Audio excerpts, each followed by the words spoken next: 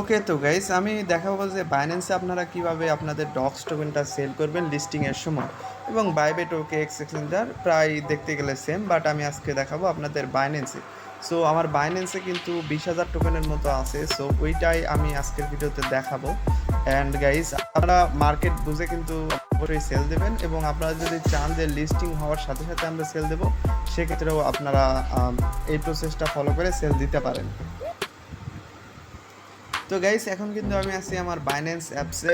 তো এইখানে দেখুন যে আপনাদের এরকমই সেম ইন্টারফেস দেখাবে, এবং ডক্সের কিন্তু অলরেডি কাউন্টডাউন শুরু হয়েছে। তো আপনারা ফার্স্টে যেটা করবেন, পাঁচটা অপশন আছে যেখানে মার্কেট, ট্রেডস, ফিউচার। যারা বাইন্যান্স সম্পর্কে একটু হলেও জানেন তারা তো এইসব জানেন, যারা জানেন না তাদের উদ্দেশ্যে একটু বলতেছি ইন ডিটেলসভাবে। তো গাইস আমরা যাবো হচ্ছে ওয়ালেটে সিম্পলি একটা ক্লিক করে দেবো।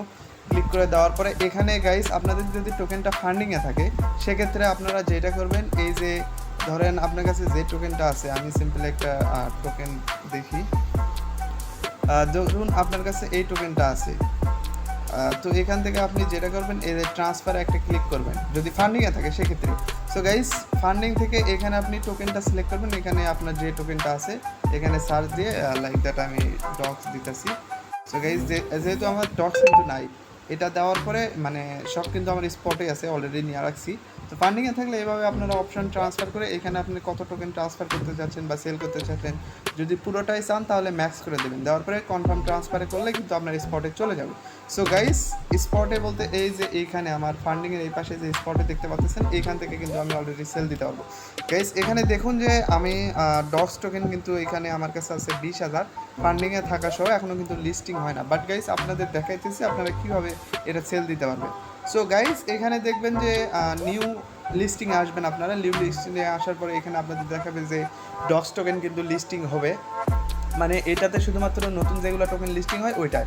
সো গাইস লাইক দ্যাট আমি বানানা যদি দেখাই, এটাও বেশ কয়েকদিন আগে লিস্টিং হয়েছে বাইন্যান্সে। সো গাইস সিম্পলি এখানে আপনাদের ডক্স আসবে। ডক্স আসার পরে আপনি তো স্পটে অলরেডি কনভার্ট করে রাখছেন, যদি না করেন তাহলে অবশ্যই করবেন। সো গাইস এখানে আপনারা যেটা করবেন, সেলে একটা ক্লিক করবেন সিম্পলি।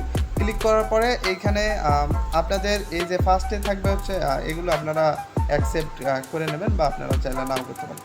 সো গাইস এখানে আপনারা যেটা করবেন, লিমিট আছে। আপনারা যদি চান যে তৎক্ষণাৎ সেল দিতে, তাহলে এই যে লিমিটের এখানে মার্কেটটা সিলেক্ট করবেন, মানে এটা আপনার হচ্ছে যখন মার্কেট প্রাইস থাকবে, ওই মার্কেট প্রাইস যেটাই থাক ওই অনুযায়ী এখানে সেল হবে। সো গাইস এখানে আপনার হচ্ছে আপনি কত পার্সেন্ট টোকেন বা এখানে বসাতে পারেন যে আপনি কয় হাজার টোকেন সেল করতে চাচ্ছেন।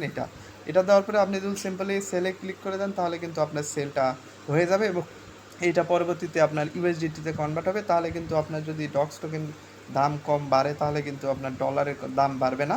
সো এইভাবে আপনারা সেল দিতে পারবেন, এবং এইটা বিকাশে কীভাবে নেবেন নেক্সট কোনো ভিডিওতে দেখা দেবো। আপাতত শর্টকাটে এটা দেখালাম আর কি।